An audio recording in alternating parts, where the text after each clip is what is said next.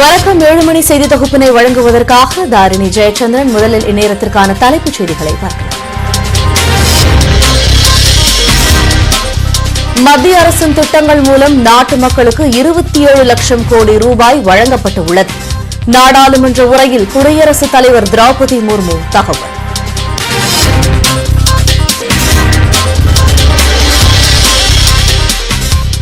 நாடாளுமன்ற மக்களவையில் புதன்கிழமை தாக்கலாகிறது மத்திய பட்ஜெட்.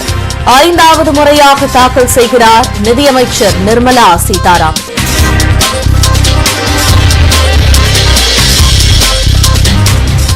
சாமானியர்களின் நம்பிக்கை விருப்பத்தை நிறைவேற்றும் வகையில் பட்ஜெட் அமையும். பிரதமர் நரேந்திர மோடி உறுதி.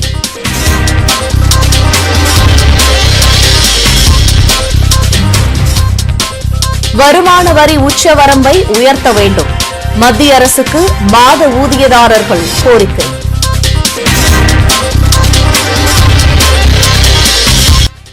இனி விரிவான செய்திகள்.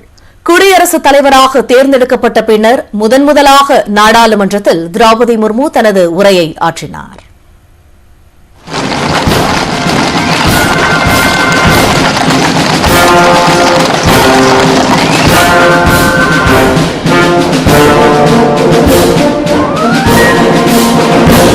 நடப்பாண்டின் முதல் நாடாளுமன்ற கூட்டத்தொடர் குடியரசுத் தலைவர் திரௌபதி முர்மு உரையுடன் தொடங்கியது.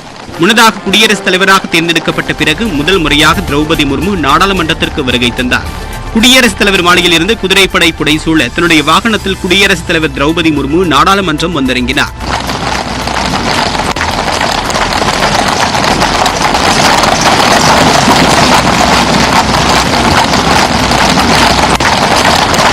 நாடாளுமன்றத்திற்கு வருகை தந்த குடியரசுத் தலைவரை பிரதமர் நரேந்திர மோடி வாயிலில் நின்று வரவேற்றார்.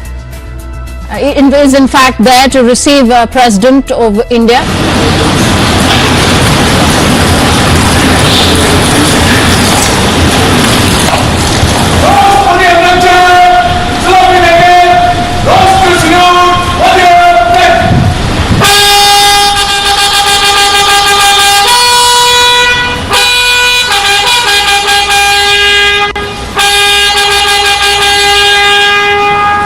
பிரதமர் நரேந்திர மோடி, குடியரசு துணைத் தலைவர் ஜெகதீப் தன்கர், மக்களவை சபாநாயகர் ஓம் பிர்லா உள்ளிட்டோரின் வரவேற்பை ஏற்று குடியரசுத் தலைவர் திரௌபதி முர்மு நாடாளுமன்ற மைய மண்டபத்திற்கு சென்றார்.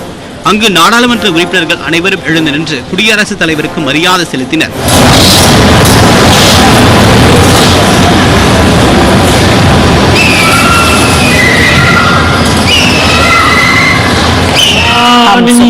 सभासदों, महामहिम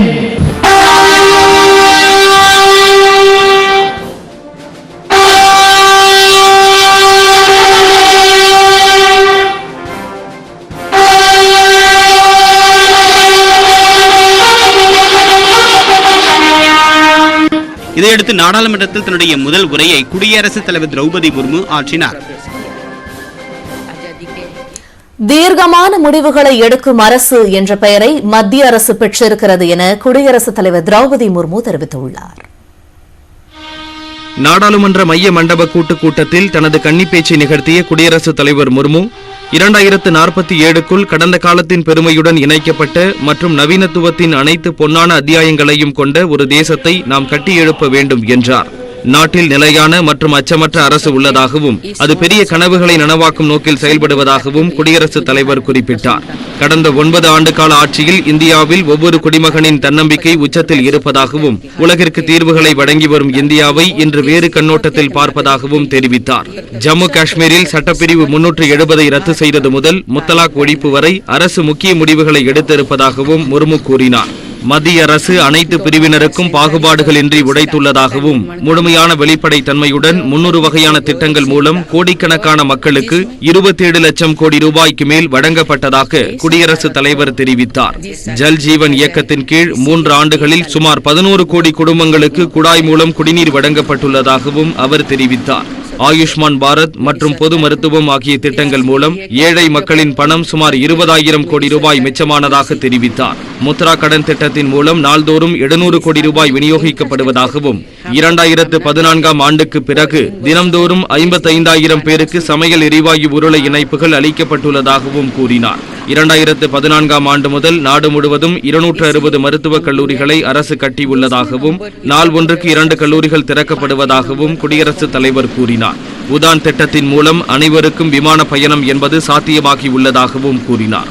அரசின் திட்டங்கள் மற்றும் அமைப்புகளால் கொரோனா காலத்தில் வறுமை கோட்டுக்கு கீழே உள்ள கோடிக்கணக்கான மக்களை இந்தியாவால் காப்பாற்ற முடிந்ததாக உலக வங்கியின் அறிக்கையில் தெரிவிக்கப்பட்டதாகவும் முர்மு தெரிவித்தார்.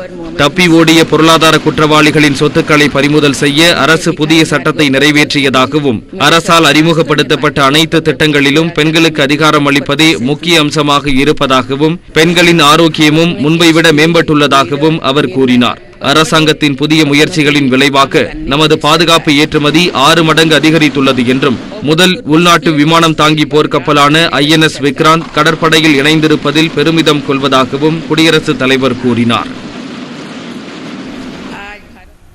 பெரும் எதிர்பார்ப்புகளுக்கிடையே நடப்பு நிதியாண்டிற்கான பட்ஜெட் புதன்கிழமை தாக்கல் செய்யப்படுகிறது.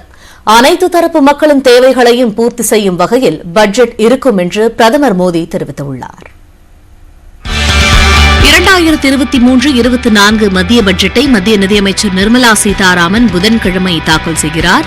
இது அவரின் 5வது பட்ஜெட் ஆகும். அடுத்த ஆண்டு நாடாளுமன்ற பொதுத் தேர்தல் நடைபெறவுள்ளதால் மோடி அரசின் கடைசி முழு பட்ஜெட் இதுவே. இதனால் பட்ஜெட் குறித்த எதிர்பார்ப்புகள் மக்கள் மத்தியில் அதிகம் காணப்படுகிறது. ஒவ்வொரு பட்ஜெட்டிலும் மாத சம்பள ஊழியர்கள், வரி விலக்குகள் மற்றும் ஸ்லாப் விகிதங்களின் அதிகரிப்பு குறித்த அறிவிப்புகளை எதிர்பார்த்து காத்திருப்பது வழக்கம். சம்பளதாரர்கள் அனுபவிக்கும் அழுத்தத்தை தான் அறிந்திருப்பதாக அண்மையில் நிதியமைச்சர் நிர்மலா சீதாராமன் கூறியதும் உச்சவரம்பு அதிகரிக்கும் என்ற எதிர்பார்ப்பை எகிர வைத்துள்ளது. உள்நாட்டு உற்பத்தியை அதிகரிக்க தனியார் ஜெட் விமானங்கள், ஹெலிகாப்டர்கள், ஆபரணங்கள் ஆகியவற்றின் இறக்குமதி வரி அதிகரிக்கப்பட வாய்ப்புள்ளது. இந்தியாவில் வேலைவாய்ப்பின்மை 16 மாதங்களில் இல்லாத அளவிற்கு கடந்த மாதம் 8.3% அதிகரித்தது. இதனை கருத்தில் கொண்டு மத்திய அரசு திட்டங்களை வகுக்கும் என்ற எதிர்பார்ப்பும் நிலவுகிறது. இதனை உறுதி செய்யும் வகையில் அனைத்து தரப்பு மக்களின் தேவைகளையும் பூர்த்தி செய்யும் வகையில் பட்ஜெட் இருக்கும் என்று பிரதமர் மோடி தெரிவித்துள்ளார். भारतीय जनता पार्टी के नेतृत्व में एनडीए सरकार, उसका एक ही मकसद रहा है, एक ही मोटो रहा है, एक ही लक्ष्य रहा है और हमारी कार्य संस्कृति के केंद्र बिंदु में भी एक ही विचार रहा है, इंडिया फर्स्ट, सिटीजन फर्स्ट। सबसे पहले देश, सबसे पहले देशवासी, उसी भावना को आगे बढ़ाते हुए ये बजट सत्र में भी உலகளாவிய விநியோக சங்கிலியில் சீனாவிற்கு மாற்றாக இந்தியா தன்னை நிலைநிறுத்திக் கொள்வதால் நாட்டில் தொழிற்சாலைகளை அமைக்க தயாராக இருக்கும் உற்பத்தியாளர்கள் அரசாங்கத்திடமிருந்து அதிக நிதி பலன்களை எதிர்பார்க்கின்றனர். இதன் காரணமாக தொழிற்துறைகளுக்கு உற்பத்தி சார்ந்த சலுகைகள் அளிக்கப்படும் என எதிர்பார்க்கப்படுகிறது. இந்தியாவில் உள்ள 21% பேரிடம் 70 கோடி பேருக்கு இணையான சொத்துகள் முடங்கியுள்ளதாக அறிக்கைகள் கூறும் நிலையில் இந்த சமநிலையற்ற தன்மையை மத்திய அரசு எவ்வாறு குறைக்கும் என்றும் எதிர்பார்ப்பு எழுந்துள்ளது. 2023-24 ஆண்டிற்கான பட்ஜெட்டில் தமிழ்நாட்டில் உள்ள தொழில் நிறுவனங்களின் எதிர்பார்ப்புகள் என்னென்ன என்பதை இந்த செய்தி தொகுப்பில் தற்போது பார்ப்போம். மத்திய பட்ஜெட்டில் உட்கட்டமைப்பு மேம்பாடு, வரிச் சலுகைகள், கிராமப்புற பொருளாதார மேம்பாடு, சுகாதாரம், சுற்றுலாத்துறை என தொழில் வணிகத்துறைக்கு பல எதிர்பார்ப்புகள் அதிகரித்துள்ளன. பண மதிப்பிழப்பு மற்றும் கொரோனா பெருந்தொற்று காரணமாக நடு, சிறு, குறு தொழில்கள் கடந்த சில ஆண்டுகளாகவே கடுமையாக பாதிக்கப்பட்டுள்ளன. எனவே தொழில் தொடங்க எளிய முறையில் கடன் கிடைக்கக்கூடிய வகையிலான அறிவிப்பு நிதிநிலை அறிக்கையில் இடம்பெறும் என்பது மிக பெரும் எதிர்பார்ப்பாக உள்ளது. நாட்டில் புலம்பெயர் தொழிலாளர்கள் பிரச்சனை என்பது மிக முக்கியமான பிரச்சனையாக உள்ளது. மாநில தொழிற்சங்கங்களுக்கும் புலம்பெயர் தொழிலாளர்களுக்கும் இடையே தொடர்ந்து ஒரு கருத்து வேறுபாடு சூழல் இருக்கும் நிலையில் அதை களைவதற்கு ஏதுவாக அரசு புதிய திட்டம் அறிவிக்க வேண்டும் என்ற கோரிக்கை நிறைவேறுமா என எதிர்நோக்கப்படுகிறது. இந்தியாவிலேயே தங்கம் விற்பனையில் தமிழ்நாடு முதலிடத்தில் உள்ளது. சமீப நாட்களாக தங்கத்தின் விலை தொடர்ந்து அதிகரிக்கும் நிலையில் தங்கத்திற்கான இறக்குமதி வரி குறைக்கப்படுமா என்ற எதிர்பார்ப்பு தங்க நகை வியாபாரிகள் மத்தியில் நிலவுகிறது. தங்கத்திற்கான இறக்குமதி வரி குறைக்கப்படும் பட்சத்தில் சவரனுக்கு 3000 முதல் 4000 ரூபாய் வரை குறைய வாய்ப்புள்ளதாக கூறப்படுகிறது. தொழில் வளர்ச்சி பெறுவதற்கு சாலை போக்குவரத்து என்பது அத்தியாவசிய தேவையாக உள்ளது. எனவே தமிழ்நாட்டில் நெடுஞ்சாலைகளை அதிகப்படுத்த வேண்டும் என்பது தொழில் முதலீட்டாளர்களின் எதிர்பார்ப்பாக உள்ளது. இயற்கை வேளாண்மைக்கு முன்னுரிமை அளித்து பல்வேறு சலுகைகள் வழங்கப்பட வேண்டும் என்பது விவசாயிகளின் முக்கிய எதிர்பார்ப்பாக இருக்கிறது. கொரோனா பெருந்தொற்றுக்கு பிறகு மருத்துவ செலவுகள் அதிக அளவில் உயர்ந்துள்ளது. இதனால் மருத்துவ காப்பீடு செலுத்துபவர்களின் எண்ணிக்கையும் உயர்ந்துள்ளது. எனவே பிரிவு 80D கீழ் கிடைக்கும் வரி விலக்குகளை அதிகப்படுத்த வேண்டும் என்பதும் முக்கியமான கோரிக்கையாக உள்ளது. மத்திய பட்ஜெட் தாக்கல் செய்யப்பட்டு சில வாரங்களில் தமிழ்நாடு பட்ஜெட்டும் தாக்கல் செய்யப்பட உள்ளது குறிப்பிடத்தக்கது. வருமான வரி கட்டுவதற்கான ஆண்டு வருவாய் உச்சவரம்பு பட்ஜெட்டில் உயர்த்தப்படும் என எதிர்பார்க்கப்படும் சூழலில் வருமான வரி உச்சவரம்பு கடந்த 20 ஆண்டுகளில் கடந்து வந்த பாதையை வரைகலையின் உதவியுடன் விளக்குகிறார் எமது செய்தியாளர் காயத்ரி. வருமான வரி உச்சவரம்பு அப்படிங்கிறது இதுவரைக்கும் நடைமுறையில் இருக்கிறது அதிகபட்சமா 2.5 லட்சம். அதற்கு வரி விலக்கு உண்டு. இதுவரைக்கும் யார் யாருடைய நிதியமைச்சகத்தின் கீழ் எவ்வளவு வரிச்சலுகை அறிவிக்கப்பட்டிருக்கு அப்படிங்கறத பார்க்கலாம். முதல்ல 2006-2007 ஆண்டு எடுத்துக்கும் பொழுது ப. சிதம்பரம் நிதியமைச்சராக இருக்கிறார்.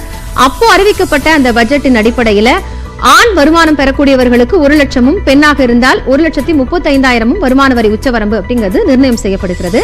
அதற்கு அடுத்த ஆண்டாக 2007-8 அதே அமைச்சரவைதான் 1,10,000 ஆணுக்கும் 1,45,000 பெண்ணிற்கும் உச்சவரமாக நிர்ணயிக்கப்படுகிறது. அதற்கு அடுத்தபடியாக பார்த்தோம்னா 2008-9 ப. சிதம்பரத்தினுடைய காலகட்டத்தில் தொடர்ந்து பெரிய அளவிலான அந்த வரி சலுகைகள் மாற்றங்கள் அப்படிங்கிறது இருந்திருக்கிறத நம்மால கவனிக்க முடியும். ஆண் வருமானம் பெறக்கூடியவர்களுக்கு 1.5 லட்சமாகவும், பெண்ணிற்கு 1,80,000 இந்த ஆண்டு உச்சவரம்பு நிர்ணயம் செய்யப்படுகிறது. அதன் பிறகு பார்த்தோம் அப்படின்னா 2009-10 பிரணப் முகர்ஜி நிதியமைச்சராக இருக்கிறார். அதற்கு கீழ் இருக்கக்கூடிய அந்த பட்ஜெட்ல அறிவிக்கப்படக்கூடிய அம்சமாக ஆண் வருமானம் பெறக்கூடியவர்களுக்கு 1,60,000, பெண்ணிற்கு 1,90,000 நிர்ணயம் செய்யப்படுகிறது. அதற்கு அடுத்த ஆண்டு நடைபெறக்கூடிய அந்த பட்ஜெட்ல பார்த்தோம்னா 2011-12 இதுலயும் பிரணப் முகர்ஜி நிதியமைச்சராக இருக்கக்கூடிய அந்த நிதியமைச்சகத்தின் கீழ்ல ஆண் வருமானம் பெறக்கூடியவர்களுக்கு 1,80,000, பெண்ணிற்கு 1,90,000 நிர்ணயம் செய்யப்படுகிறது.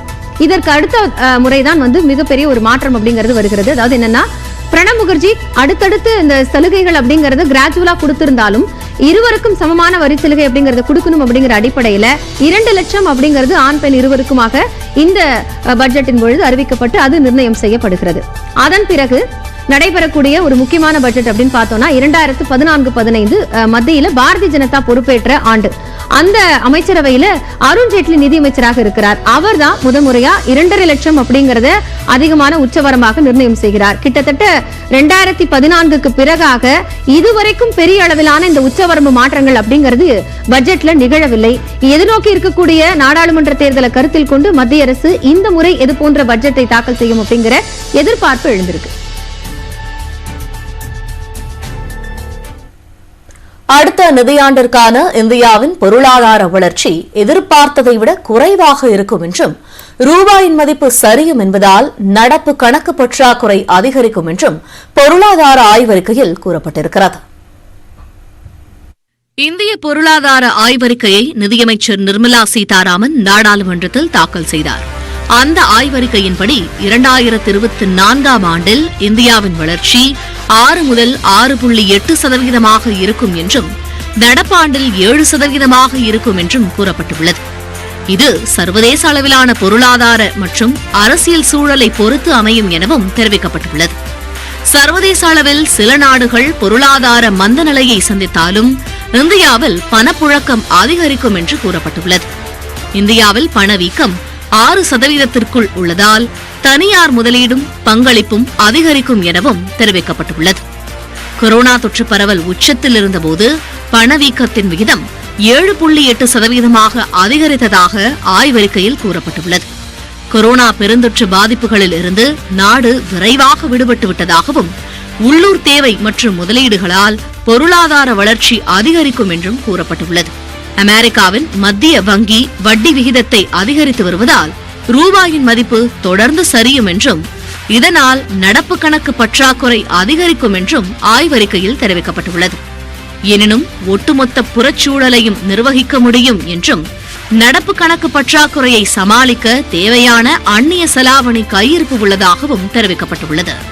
பொருளாதார ஆய்வறிக்கை குறித்து செய்தியாளர்களிடம் பேசிய மத்திய அரசின் தலைமை பொருளாதார ஆலோசகர் அனந்த நாகேஸ்வரன் அடுத்த 10 ஆண்டுகளுக்கு இந்திய பொருளாதார வளர்ச்சி விகிதம் அதிகரிக்கும் என கூறினார். So employment generation is an important policy goal. Several initiatives have been taken, and in the last several years, if employment growth was not as commensurate as we would have expected, it is because exactly for the reasons that I went through in the presentation, we have come through a period of multiple shocks and balance sheet stress. Now that one by one we have addressed these issues, and as soon as the global conditions also become more benign and less hostile to us, some of the parameters that we expect to see in the economy will manifest. பொருளாதார மீட்பு நடவடிக்கைகள் முடிந்துவிட்டதாக கூறிய அனந்த நாகேஸ்வரன் வங்கி அல்லாத மற்றும் corporate துறைகள் ஆரோக்கியமான இருப்பு நிலையை கொண்டுள்ளதாக தெரிவித்தார். எனவே தொற்று நோய் மீட்பு குறித்து இனி பேச வேண்டியதில்லை, அடுத்த கட்டத்தை எதிர்நோக்க வேண்டும் என்றும் அவர் கூறினார். வாங்கும் திறன் மற்றும் சமநிலை அடிப்படையில் இந்தியா உலகின் 3வது பெரிய பொருளாதாரம் என்றும் மாற்று விகிதத்தின் அடிப்படையில் 5வது பெரிய பொருளாதாரம் என்றும் பொருளாதார ஆய்வறிக்கையில் கூறப்பட்டுள்ளது. உலகில் வேகமாக வளரும் பெரிய பொருளாதாரமாக இந்தியா தொடரும் என்றும் குறிப்பிடப்பட்டுள்ளது. இந்தியாவிலேயே தமிழ்நாட்டில்தான் முறை சார்ந்த தொழிலாளர்கள் அதிகம் உள்ளதாக பொருளாதார ஆய்வறிக்கையில் தெரிவிக்கப்பட்டுள்ளது. 2022-23 நிதியாண்டிற்கான தொழிற்துறை வருடாந்திர கணக்கெடுப்பின்படி தமிழ்நாட்டில் உள்ள தொழிற்சாலைகளில் 26,60,000 நபர்கள் பணியாற்றி வருவது தெரியவந்துள்ளது. அதற்கு அடுத்தபடியாக குஜராத்தில் 20,70,000 தொழிலாளர்களும், மகாராஷ்டிராவில் 20,40,000 நபர்களும் பணியாற்றி வருகின்றனர். ஒரு சிறிய இடைவெளிக்கு பிறகு செய்தி தொகுப்பில் மீண்டும் இணைவோம்.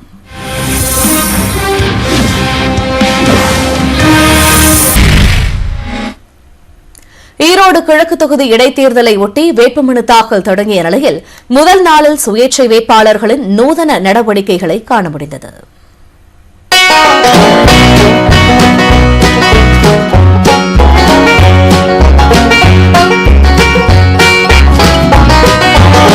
ஈரோடு கிழக்கு தொகுதிக்கு பிப்ரவரி 27ஆம் தேதி இடைத்தேர்தல் நடைபெற இருக்கும் நிலையில் ஜனவரி 31ஆம் தேதி வேட்புமனு தாக்கல் தொடங்கியது. காலை முதலே சுயேட்சை வேட்பாளர்கள் வேட்புமனுவை தாக்கல் செய்ய ஈரோடு மாநகராட்சி அலுவலகத்திற்கு வந்தனர். முதலாவதாக சுயேட்சை வேட்பாளர் பத்மராஜன் தனது வேட்புமனுவை தேர்தல் அலுவலர் சிவக்குமாரிடம் தாக்கல் செய்தார். தேர்தல் மன்னனாக பத்மராஜன் 233 முறை தேர்தல்களில் மனு தாக்கல் செய்திருக்கும் நிலையில் தற்போது 234வது முறையாக தேர்தலில் போட்டியிட மனு தாக்கல் செய்திருக்கிறார். அதிக முறை தேர்தலில் களம் கண்டவர் என்ற பெருமைக்காக அனைத்து தேர்தல்களிலும் போட்டியிடுவதாகவும் வெற்றிகரமான தோல்வியை எதிர்பார்ப்பதாக கூறியிருக்கிறார். முதல் வேட்புமனுவை தாக்கல் செய்து உள்ளேன். நான் ஒருபோதும் வெற்றி பெறக்கூடாது அப்படி என்பதுதான் என்னுடைய லட்சியம். தோல்வி தோல்வி தோல்வி. நான் இதுவரை சுமார் 1 கோடி ரூபாய் இந்த தேர்தலுக்காக செலவு செய்துள்ளேன். இந்த ஒவ்வொரு தேர்தலையும் தோல்வி அடையும் போது இருக்கிற சுகம் வேற எதுவுமே கிடையாது. இவரை தொடர்ந்து காந்தியவாதி ரமேஷ் காந்தி வேடம் அணிந்து வந்து தனது வேட்புமனுவை தாக்கல் செய்தார். மேலும் டெபாசிட் தொகை 10,000 ரூபாயை 10 ரூபாய் நாணயங்களாக கொண்டு வந்து வழங்கினார். 10 ரூபாய் நாணயம் குறித்த விழிப்புணர்வுக்காக இதனை மேற்கொண்டதாக தெரிவித்தார். மதுரையைச் சேர்ந்த சுயேட்சை வேட்பாளர் சங்கரபாண்டியன் கையில் பண தூண்டிலுடன் வந்து தனது வேட்புமனுவை தாக்கல் செய்தார். வாக்களிக்க பணம் வாங்கக்கூடாது என்பதே தனது விழிப்புணர்வின் நோக்கம் என கூறினார்.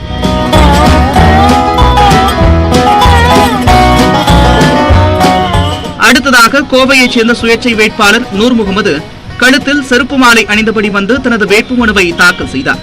பொதுமக்களுக்கு நேரம் காலம் பார்க்காமல் சிறப்பாக உழைப்பேன் என்று விளக்கம் அளித்தார். மக்களின் குறைகள் நிறைய இருக்குது. இந்த மக்கள் குறைகள் போக்க வேண்டும், மக்களுக்கு நல்ல முறையில் சேவை செய்ய வேண்டும் என்பதற்காகவே நான் நாய் போல் உழைப்பேன், காலுக்கு செருப்பாவேன் என்ற பழமொழியுடன் இந்த செருப்பு மாலை அணிந்து வந்திருக்கிறேன். இதனிடையே காங்கிரஸ் கட்சியில் உறுப்பினராக இருக்கும் மதுரையைச் சேர்ந்த மாரியப்பன் என்பவர் தனது மனைவி மற்றும் மகளுடன் வந்து வேட்புமனு தாக்கல் செய்தார். குடும்பத்தில் அப்பா, அம்மா, மகள் ஆகிய 3 பேரும் தனித்தனியாக வேட்புமனுக்களை தாக்கல் செய்தது குறிப்பிடத்தக்கது. ஈரோடு திருச்சியைச் சேர்ந்த ஓய்வு பெற்ற போக்குவரத்து ஊழியர் ராஜேந்திரன் என்பவர் 10,000 ரூபாய்க்கு 10 ரூபாய் நாணயங்களுடன் வந்து வேட்புமனு தாக்கல் செய்தார்.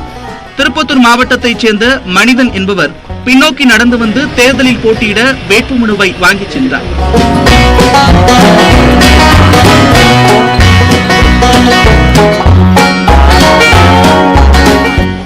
ஈரோடு கிழக்கு தொகுதி இடைத்தேர்தல் வேட்புமனு தாக்கல் தொடங்கிய முதல் நாளில் சுயேட்சை வேட்பாளர்கள் 4 பேரின் வேட்புமனுக்கள் ஏற்கப்பட்டது.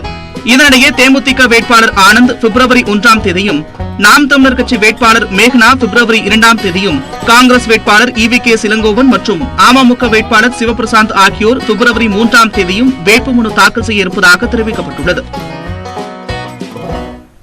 ஈரோடு கிழக்கு தொகுதி இடைத்தேர்தலில் பாஜக போட்டியிடவில்லை என தகவல் தெரியவந்துள்ளது. ஈரோடு கிழக்கு தொகுதி இடைத்தேர்தலில் போட்டியிடுவது குறித்த தன்னுடைய நிலைப்பாட்டை பாஜக தெரிவிக்காமல் இருந்து வந்தது. இந்த நிலையில் சென்னை கமலாலயத்தில் அண்ணாமலை தலைமையில் பாஜக நிர்வாகிகளின் மத்தியில் நடைபெற்ற ஆலோசனைக் கூட்டத்தில் இடைத்தேர்தலில் போட்டியிடுவதில்லை என முடிவெடுக்கப்பட்டுள்ளதாக தெரியவருகிறது. மேலும் அதிமுக சார்பில் இரட்டை இலை சின்னத்தில் யார் போட்டியிடுகிறார்களோ அவர்களை ஆதரிக்க பாஜக திட்டமிட்டுள்ளதாகவும் தகவல் தெரியவந்துள்ளது. முன்னதாக அதிமுகவினுடைய 2 தரப்பில் இருந்தும் நேரடியாக பாஜக தலைவர் அண்ணாமலையை சந்தித்து ஆதரவை கேட்டிருந்தது குறிப்பிடத்தக்கது. இதனிடையே ஈரோடு கிழக்கு சட்டமன்ற தொகுதி இடைத்தேர்தலில் பாரதிய ஜனதா கட்சியின் நிலைப்பாடு இன்னும் 2 நாட்களில் அறிவிக்கப்படும் என அக்கட்சியின் செய்தி தொடர்பாளர் நாராயணன் திருப்பதி தெரிவித்துள்ளார். சென்னை கமலாலயத்தில் அண்ணாமலை தலைமையில் நடந்த கூட்டம் நிறைவடைந்த பின்னர் செய்தியாளர்களிடம் பேசிய அவர் இவ்வாறாக தெரிவித்தார். ஈரோடு கிழக்கு சட்டமன்ற இடைத்தேர்தலை பொறுத்தவரையில் இன்னும் ஓரிரு நாட்களில் எங்களுடைய தலைமையானது அறிவிக்கும். இதுவரை எந்த முடிவும் எடுக்கப்படவில்லை. நாளை அல்லது நாளை மறுநாளுக்குள்ளே ஈரோடு கிழக்கு சட்டமன்றத்தில் பாரதிய ஜனதா கட்சியினுடைய நிலைப்பாடு குறித்து தெரிவிக்கப்படும். மின் இணைப்புடன் ஆதார் எண்ணை இணைப்பதற்கு வருகின்ற 15ஆம் தேதி வரை கால நீட்டிப்பு செய்திருப்பதாக அமைச்சர் செந்தில் பாலாஜி தெரிவித்துள்ளார். ஆதார் எண் இணைப்பு குறித்த முழு விளக்கத்திற்கு அமைச்சருடன் எமது செய்தியாளர் கோகுல் நடத்திய உரையாடலை பார்க்கலாம். சார், இதுவரைக்கும் எவ்வளவு பேர் ஆதார் எண்ணை மின் இணைப்போடு இணைச்சிருக்காங்க சார்? மொத்தம் 2,67,00,000 பேர் மின் நுகர்வோர்கள் சார். அதில் இன்னைக்கு வரைக்கும், இன்னைக்கு காலையில் வரைக்கும் 2,42,00,000 பேர் மின் இணைப்பினோட ஆதார் எண்ணை இணைச்சிருக்கிறாங்க. ஏறத்தாழ 91 விழுக்காடு அளவிற்கு இணைக்கப்பட்டிருக்கு. மீதம் இருக்கக்கூடிய ஒரு 9 விழுக்காடு நிலுவையில் இருக்குது, பெண்டிங் இருக்குது, முடிக்க வேண்டியது. ஏற்கனவே 2 முறை கால நீட்டிப்பு வழங்கப்பட்டது. இப்போ மொத்தம் நம்ம தொடங்கி 78 நாட்கள் தான் ஆகுது. நம்ம நவம்பர் 15ஆம் தேதி தொடங்கணும். இப்போ இன்னைக்கு வரைக்கும் கணக்கெடுத்தீங்கன்னா ஒரு 78 நாட்களில் 2,42,00,000 மின் நுகர்வோர் ஆதார் எண்ணை இணைச்சதுங்கிறது ஒரு இமாலய சாதனை. ஆகையால் அதை மீதம் இருக்கக்கூடியவர்களுக்கு முதலமைச்சருடைய அனுமதியை பெற்று 15 நாட்கள் கால நீட்டிப்பு இப்பொழுது செய்யப்பட்டிருக்கு. இதில் என்ன அந்த சிரமங்கள், 25 லட்சம் முடிஞ்சிருக்கும். என்ன அதில் சிரமங்கள் கேட்டிங்கன்னா, ஒரு சொத்தினுடைய உரிமையாளர் அதில் ஒரு மின் இணைப்பு பெற்றிருப்பாங்க. அந்த சொத்துக்கு உரிமையாளர் ஒன்றுக்கும் மேற்பட்டவராக இருப்பாங்க. ஒன்று அண்ணன் தம்பியாக இருப்பாங்க, அல்லது அந்த மாதிரி உறவு முறைகளில் ஒன்றுக்கும் மேற்பட்ட உரிமையாளர் இருக்கின்ற பொழுது யாருடைய எண்ணெய், இப்போ ஒரு விவசாய மின் இணைப்பு என்ன இருக்குன்னா, ஒருத்தர் மின் இணைப்பு கொடுத்துட்டு அந்த சர்வீஸ் அவருக்கு சொந்தமாயிருமா அப்படிங்கிற சில சந்தேகங்கள் அந்த மாதிரி இருக்குது. அதனால் அதை நிவர்த்தி செய்யக்கூடிய வகையில் ஒரு மின் இணைப்பினோட ஒன்றுக்கும் மேற்பட்ட ஆதார் எண்ணை இணைக்கக்கூடிய அந்த வாய்ப்பு உருவாக்கப்பட்டிருக்கு. அதனால் 15 நாட்களுக்கு உள்ளாகவே இந்த 25 லட்சம் பேர் கண்டிப்பாக இணைச்சிருவாங்க. இந்த 25 லட்சம் பேரில் குடிசை பகுதியில் இருக்கவங்க ஏறக்குறைய 54% பேர் இன்னும் இணைக்கல. விவசாயிகள் ஒரு 5 லட்சம் பேருக்கு மேலே இணைக்கல. அவங்கள்ட்ட இந்த ஒரு அவேர்னஸ் போய் சேரலையா, ஒரு விழிப்புணர்வு சேரலையா, இல்லை வேற ஏதாவது சிறப்பு முகாம்கள் ஏதாவது நடத்துவதற்கு ஏதாவது திட்டம் இருக்கா? ஏற்கனவே ஆன்லைன் மூலமாக இணைப்பதற்கான அந்த பணிகள் தொடங்கப்பட்டுருச்சு. அதுக்கு பிறகு 2811 பிரிவு அலுவலகங்கள் செக்ஷன்லேயும் அங்கே முகாம் அமைக்கப்பட்டு அந்த இணைக்கக்கூடிய பணிகள் தொடங்கப்பட்டது. அதுக்கு பிறகு 2811 செக்ஷன் மூலமாகவும் மொபைல் கேம்ப் ரெடி பண்ணி அதுலேயும் இணைக்கப்பட்டுச்சு. இப்போ கூடுதலாக என்ன பண்ணியிருக்கோன்னா, அந்த குடிசை பகுதிகளுக்கு எங்களுடைய வாரியத்தினுடைய அதிகாரிகள் அலுவலர்கள் நேரில் போய் அந்த குடிசை பகுதிகளுக்கு நேரிலே சென்று அந்த எண்ணெய் இணைப்பதற்கான நடவடிக்கை எடுக்கப்பட வேண்டும் என்று இன்றைக்கு அறிவுறுத்தப்பட்டிருக்கு. நம்ம 54% இணைச்சிருக்காங்க. இன்னொரு 46% குடிசைகள் இணைக்க வேண்டியிருக்கு. அது இந்த 15 நாட்களில் முடிச்சிருவாங்க. இந்த கால நீட்டிப்பு இதுவரை நீட்டிக்கப்படுவதற்கான வாய்ப்பு இருக்கா? இந்த 15 நாள் தான் முடிக்கிறதுக்கான வாய்ப்பு இருக்கா? வேற ஏதாவது சிறப்பு திட்டங்கள் ஏதாவது? கண்டிப்பாக பிப்ரவரி 15க்கு பிறகு கால நீட்டிப்பு என்பது உறுதியாக இருக்காது. இதுவே இறுதி வாய்ப்பு. இந்த 15 நாட்களுக்குள் மீதம் இருக்கக்கூடிய 25 லட்சம் மின் நுகர்வோர்களும் ஆதார் எண்ணை மின் இணைப்பினோடு இணைத்துக் கொள்ள வேண்டும். இதுவே இறுதி வாய்ப்பாகும். நாம் தமிழர் கட்சியில் இணைய திருமகன் ஈவேரா விரும்பியதாக சீமான் கூறியிருந்த நிலையில் சீமானின் கருத்தை தவறாக எடுத்துக் கொள்ள மாட்டேன் என திருமகன் ஈவேராவின் தந்தையும் ஈரோடு கிழக்கு தொகுதி இடைத்தேர்தலில் போட்டியிடும் காங்கிரஸ் வேட்பாளருமான EVKS இளங்கோவன் தெரிவித்துள்ளார். தம்பி திருமகனை எனக்கு ரொம்ப பிடிக்கும். உங்களுக்கு தெரியாது இந்த செய்தியை நான் சொல்றேன். முதல்ல நம்ம கட்சியில தான் சேர்றதுக்கு வந்தான். அது உங்களுக்கு நிறைய பேருக்கு தெரியாது. அப்புறம் அவர் ஐயா என்ன சொன்னார் தெரியல. சரி என்ற கேட்டான், சரி நீ அங்கேயே விட்டுறான்ட்டேன். அவன் இறந்ததுல எனக்கு ரொம்ப மன துயரம். நான் ஐயாட்ட துயரம் கேட்டேன், பகிர்ந்துக்கிட்டேன். ஆனால் 1.5 ஆண்டுக்கு மேல என் தம்பி சட்டமன்ற உறுப்பினராக இருந்தார் திருமகன். ஏதாவது சட்டமன்றத்துல மக்களின் பிரச்சனையை பேசுனதை நீங்க பத்தியில ஐயா வேணாலும் பேச மாட்டாரு. அவர் அடிக்கடி சொல்லதையே மாற்றி மாற்றி சொல்லக்கூடியவர். ஆங்கிலத்தில் கன்சிஸ்டன்சி இல்லாதவர் என்று சொன்னால் அது சீமான் தான். இருந்தாலும் என்னுடைய பாசத்திற்குரியவர். அவர் என்னதான் என்னை இகழ்ந்தாலும் அல்லது என்னுடைய மகனை பற்றி சொன்னாலும் நான் தவறாக எடுத்துக்கொள்ள மாட்டேன். அன்பின் மீதியாக சொல்கின்றார் என்று நினைத்துக் கொள்வேன். வேறொன்றும் நான் சீமானை பற்றி சொல்ல விரும்புகிறேன். மறைந்த MLA திருமகன் ஈவேரா பற்றி சீமான் அவதூறாக பேசுவதற்கு காங்கிரஸ் MLA செல்வ பெருந்தகை கண்டனம் தெரிவித்துள்ளார். இது தொடர்பாக அவர் வெளியிட்டுள்ள அறிக்கையில், பெரியாரிய சிந்தனைகளில் சீமான் ஆர்வம் கொண்டிருந்த காலத்தில் திருமகன் ஈவேராவை சந்தித்திருக்கலாம் என்றும், ஆனால் நாம் தமிழர் கட்சியில் இணைவது பற்றி திருமகன் ஈவேரா கண்டிப்பாக ஒருபோதும் பேசியிருக்க மாட்டார் என்றும் குறிப்பிட்டுள்ளார். இறந்தவர்கள் திரும்ப வரமாட்டார்கள் என்ற எண்ணத்தில் அவர்களை பற்றி அவதூறு கருத்துக்களை சொல்வதே சீமானின் வாடிக்கையாகிவிட்டது என்றும் செல்வ பெருந்தகை விமர்சித்துள்ளார். ஊடக வெளிச்சத்திற்காகவும் தன்னை முன்னிலைப்படுத்தவும் இதுபோன்று சீமான் கருத்து தெரிவிப்பதை நிறுத்திக் கொள்ள வேண்டும் என்றும் செல்வ பெருந்தகை வலியுறுத்தியுள்ளார். 16 வயது சிறுமி பாலியல் வன்கொடுமை செய்த வழக்கில் சாமியார் ஆஷாராம் பாபுவிற்கு ஆயுள் தண்டனை விதித்து அகமதாபாத் நீதிமன்றம் தீர்ப்பளித்துள்ளது. அகமதாபாத் ஆசிரமத்தில் சூரத்தை சேர்ந்த பெண்ணை பாலியல் வன்கொடுமை செய்த புகாரில் 2013ஆம் ஆண்டு வழக்கு தொடரப்பட்டது. வழக்கில் சாமியார் ஆஷாராம் பாபுவின் மனைவி, மகன் உட்பட 6 பேர் குற்றம் சாட்டப்பட்டிருந்தனர். இந்த வழக்கு குஜராத்தில் உள்ள காந்திநகர் நீதிமன்றத்தில் நடைபெற்று வந்தது. ஆசாராம் பாபு குற்றவாளி என்று திங்கட்கிழமை தீர்ப்பளிக்கப்பட்டது. இந்த நிலையில் குற்றவாளி என அறிவிக்கப்பட்ட ஆசாராம் பாபுவிற்கான தண்டனை தொடர்பான வாதம் நடைபெற்றது. அதன் முடிவில் ஆசாராம் பாபுவிற்கு ஆயுள் தண்டனையை விதித்து நீதிமன்றம் உத்தரவிட்டது. மேலும் வழக்கில் குற்றம் சாட்டப்பட்ட மற்ற 5 பேரும் விடுதலை செய்யப்பட்டனர். ஜோத்பூர் ஆசிரமத்தில் சிறுமி ஒருவரை பாலியல் வன்கொடுமை செய்த வழக்கில் தற்போது ஆசாராம் பாபு ஆயுள் தண்டனை அனுபவித்து வருகிறார். பொது பட்ஜெட்டில் வருமான வரி சலுகையில் மாற்றம் வரும் என்ற எதிர்பார்ப்பு பெரிதாக இருக்கிறது.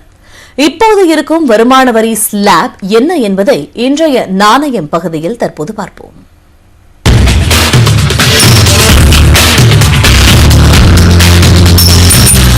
இந்த பட்ஜெட்ல வருமான வரி சலுகையில மாற்றம் வருமா அப்படின்ற எதிர்பார்ப்பு மக்கள் மனசுல பெருசா இருக்கு. இப்ப இருக்கக்கூடிய வருமான வரி ஸ்லாப் என்ன அப்படின்றத ஃபர்ஸ்ட் பாத்திரலாம். இதுல 2 முறைகள் இருக்கு. ஒன்னு ஓல்ட் டாக்ஸ் ரெஜிம், இன்னொன்னு நியூ டாக்ஸ் ரெஜிம்.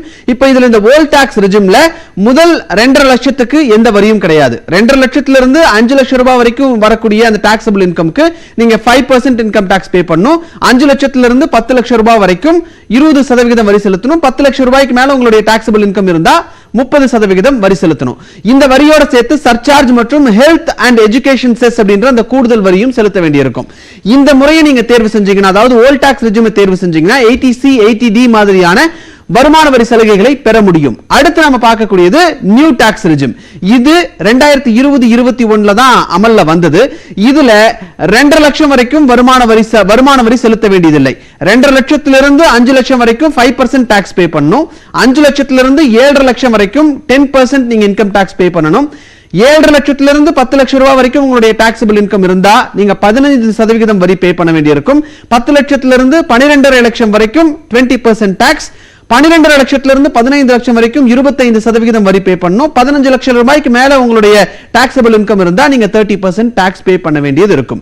இந்த நியூ டாக்ஸ் ரெஜிமை பொறுத்த வரைக்கும் அது நீங்க தேர்வு செஞ்சீங்கன்னா 80C 80D மாதிரியான வருமான வரி சலுகைகளை பெற முடியாது அப்படின்றதான் மிக முக்கியமா கவனிக்க வேண்டியது. இப்ப இருக்கக்கூடிய சூழ்நிலையில old tax regime, new tax regime ரெண்டுக்குமே வருமான வரி உச்சவரம்பு அப்படிங்கிறது 2.5 லட்சம் தான் இருக்கு. இந்த வருமான வரி உச்சவரம்பு உயர்த்தப்படுமா அப்படின்ற எதிர்பார்ப்பு தான் மக்கள் மனசுல இருக்கு. அப்படி இல்ல அப்படின்னா இப்ப நம்ம முன்னாடியே சொன்ன மாதிரி இந்த டாக்ஸ் ஸ்லாப்ல நம்ம 5% 10% சொன்னோம் இல்லையா, அந்த டாக்ஸ் ஸ்லாப்ல ஏதேனும் மாற்றங்கள் வருமா அப்படின்ற எதிர்பார்ப்பு மக்கள் மனசுல ரொம்ப பெருசா இருக்கு.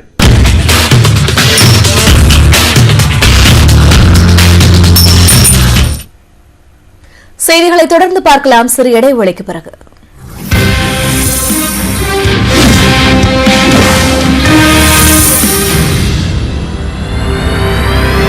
செலுத்தப்பட்டது.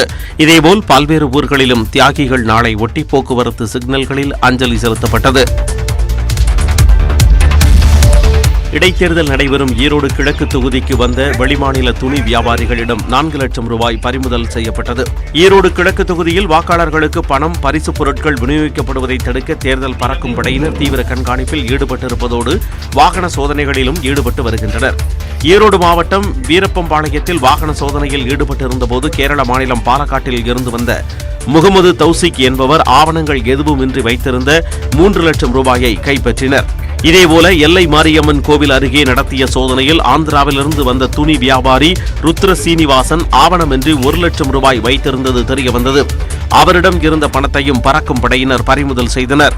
தேர்தல் நடத்தை விதிகள் அமலில் இருப்பதால் ஈரோடு கிழக்கு தொகுதிக்கு வருவோர் 50,000 ரூபாய்க்கு மேல் வைத்திருந்தால் உரிய ஆவணங்களை கொண்டு வர வேண்டுமென தேர்தல் பறக்கும் படையினர் அறிவுறுத்தியுள்ளனர். மேலும் முறையான ஆவணங்களை சமர்ப்பித்து பறிமுதல் செய்யப்பட்ட பணத்தை வாங்கிச் செல்லவும் வியாபாரிகளுக்கு தெரிவித்துள்ளனர். தமிழ்நாட்டில் 11 மாவட்ட ஆட்சியர்களும் 5 மாநகராட்சி ஆணையர்களும் இடமாற்றம் செய்யப்பட்டுள்ளனர். நெல்லை ஆட்சியராக KP கார்த்திகேயனும், தென்காசி ஆட்சியராக T ரவிச்சந்திரனும் நியமிக்கப்பட்டுள்ளனர். விருதுநகருக்கு VP ஜெயசீலனும், கிருஷ்ணகிரிக்கு தீபக் ஜேக்கப்பும் மாற்றப்பட்டுள்ளனர். விழுப்புரம் மாவட்ட ஆட்சியராக C பழனியும், கன்னியாகுமரி ஆட்சியராக PN ஸ்ரீதரும் நியமிக்கப்பட்டுள்ளனர். பெரம்பலூர் ஆட்சியராக K கற்பகமும், தேனி ஆட்சியராக RV சஜீவனாவும் மாற்றப்பட்டுள்ளனர். கோவைக்கு கிராந்திகுமாரும், திருவாரூருக்கு T சாருஸ்ரீயும், மயிலாடுதுறைக்கு AP மகாபாரதியும் ஆட்சியர்களாக நியமிக்கப்பட்டுள்ளனர். இந்து சமய அறநிலையத்துறை ஆணையர் குமரகுருபரன் மாற்றப்பட்டு KV முரளிதரன் நியமிக்கப்பட்டுள்ளார். தகவல் தொழில்நுட்பத்துறை செயலாளராக J குமரகுருபரன் நியமிக்கப்பட்டுள்ளார். ஆதி திராவிடர் நலத்துறை செயலாளராக லட்சுமி பிரியா நியமிக்கப்பட்டுள்ளார். விளையாட்டு மேம்பாட்டு ஆணைய உறுப்பினர் செயலராக நியமிக்கப்பட்டுள்ள மேகநாத ரெட்டிக்கு சிறப்பு திட்டங்கள் செயலாக்கத்துறை இணை செயலாளர் பொறுப்பும் கூடுதலாக வழங்கப்பட்டுள்ளது.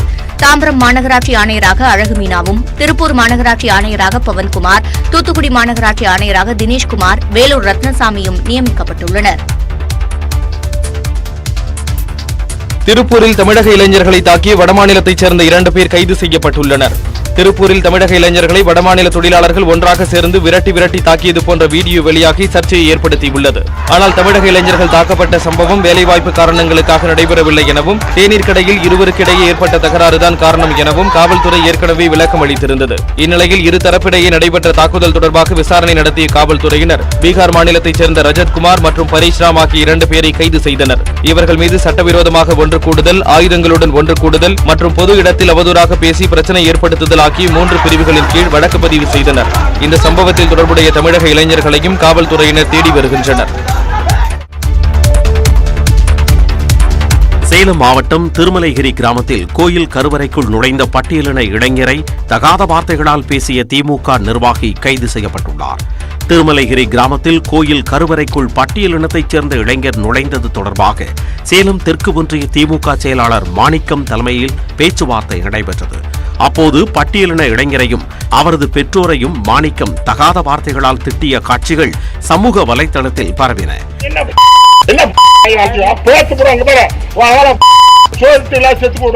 இதையடுத்து திருமலைகிரி ஊராட்சி பகுதிக்கு சென்ற இரும்பாலை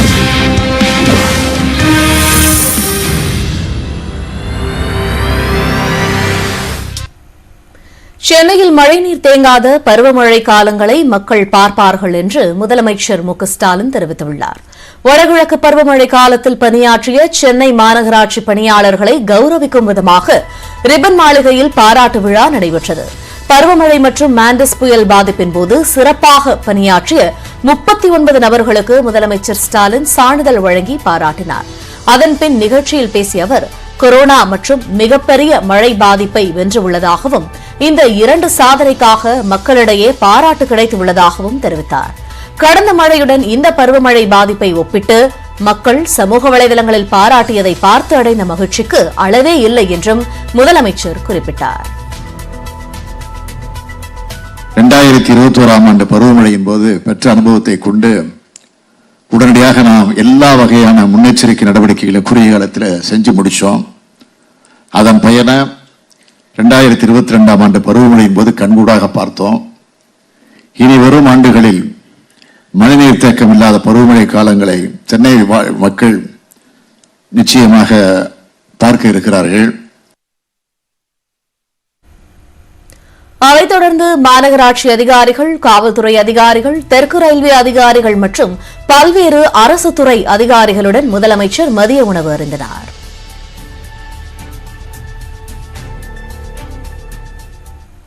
தூத்துக்குடி துறைமுக தளத்தில் நிறுவப்பட்டுள்ள அதிக திறன் கொண்ட நிலக்கரி கையாளும் இயந்திரங்களின் பணிகளை முதலமைச்சர் மு க ஸ்டாலின் காணொலியின் மூலம் துவக்கி வைத்தார். தூத்துக்குடி அனல் மின் நிலையத்தில் இயங்கி வரும் 210 மெகாவாட் திறன் கொண்ட 5 அலகுகளிலும் முழு திறனுடன் மின் உற்பத்தி செய்யும் வகையில் தூத்துக்குடி துறைமுக தளத்தில் 2 அதிக திறன் கொண்ட நிலக்கரி கையாளும் இயந்திரங்கள் நிறுவப்பட்டுள்ளன. தமிழ்நாடு மின் உற்பத்தி மற்றும் பகிர்மான கழகத்தின் சார்பில் 325 கோடி ரூபாய் செலவில் நிறுவப்பட்ட இந்த இயந்திரங்களின் பணிகளை சென்னை தலைமைச் செயலகத்தில் இருந்து முதலமைச்சர் மு க ஸ்டாலின் காணொலியின் வாயிலாக துவக்கி வைத்தார்.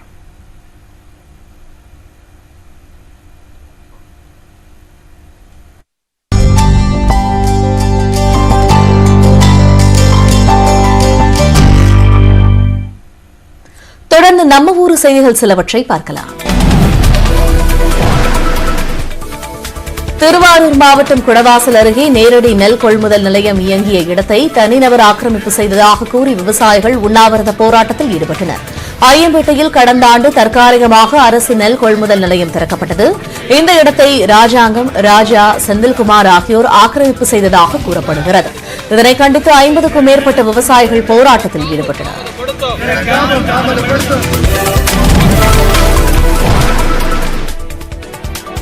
நாகையை அடுத்த கீழ்வேலூரில் அரசு பேருந்தும் இருசக்கர வாகனமும் நேருக்கு நேர் மோதிய விபத்தில் தாயும் மகனும் உயிரிழந்தனர். சுந்தரவிளாகம் பகுதியைச் சேர்ந்த கணேஷ் தனது தாய் சுந்தரம்பாளுடன் இருசக்கர வாகனத்தில் சென்று கொண்டிருந்தனர். அகரம் கடம்பனூர் சாலையில் சென்றபோது நாகூரில் இருந்து நத்தத்திற்கு சென்ற அரசு பேருந்து இவர்களின் வாகனம் மீது மோதியது. இதில் கணேஷ், சுந்தராம்பாள் இருவரும் சம்பவ இடத்திலேயே உயிரிழந்தனர்.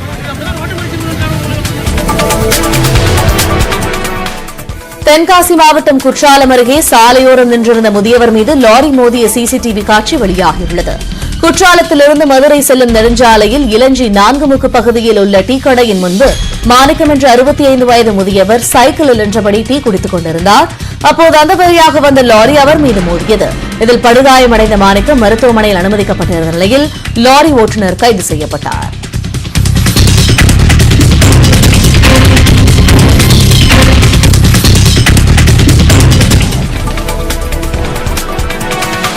ராமநாதபுரத்தில் நடைபெறவுள்ள முகவை சங்கமம் புத்தக திருவிழாவின் முன்னோட்டமாக கருங்குளம் அரசு பள்ளியில் புத்தக காட்சி நடைபெற்றது.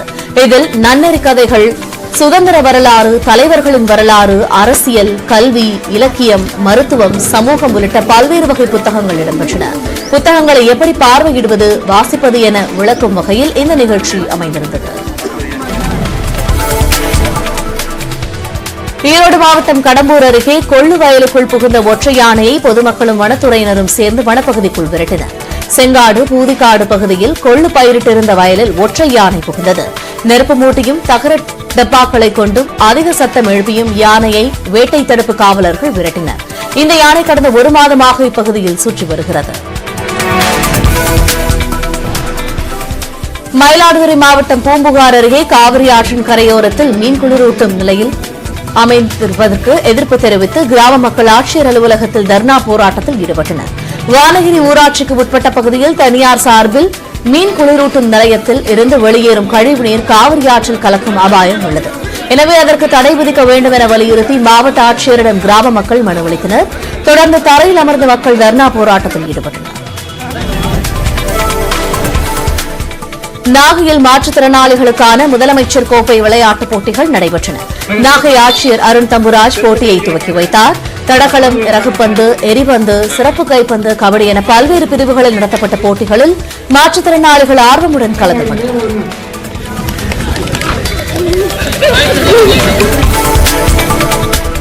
சென்னை போரூர் அருகே 6 அடி பள்ளத்தில் கவிழ்ந்த லோட் வேன் கிரேனின் உதவியுடன் மீட்கப்பட்டது. திருவண்ணாமலை மாவட்டத்தைச் சேர்ந்த ராஜேஷ் லோட் வேனில் அரிசி மூட்டைகளுடன் பூந்தமல்லியை நோக்கி சென்றுள்ளார். போரூர் ராமச்சந்திரா மருத்துவமனை எதிரே உயர் அழுத்த மின்கம்பி பொருத்துவதற்காக தோண்டப்பட்ட 6 அடி ஆழ பள்ளத்தில் அந்த வேன் கவிழ்ந்து விபத்திற்குள்ளானது. தகவல் அறிந்து வந்த தீயணைப்பு வீரர்கள் ராஜேஷை நீண்ட போராட்டத்திற்கு பிறகு உயிருடன் மீண்டனர். NLC நிறுவனத்திற்கு நிலம் கொடுத்த தங்களுக்கு புதிதாக அறிவிக்கப்பட்ட தொகையை வழங்குமாறு கடலூர் மாவட்ட ஆட்சியரை முற்றுகையிட்டு விவசாயிகள் மனு அளித்தனர். இப்பகுதியில் முன்னதாக நிலம் வழங்கிய விவசாயிகளுக்கு 6 லட்சம் ரூபாய் மட்டுமே வழங்கப்பட்டிருந்த நிலையில் தற்போது ஏக்கருக்கு 25 லட்சம் அறிவிக்கப்பட்டுள்ளது. இதனால் தங்களுக்கும் 25 லட்சம் ரூபாய் என்ற அடிப்படையில் பணம் வழங்க வேண்டும் என கடலூர் மாவட்ட ஆட்சியரிடம் விவசாயிகள் மனு அளித்தனர். சிறிய இடைவெளிக்கு பிறகு செய்தி தொகுப்பில் மீண்டும் இணைவோம்.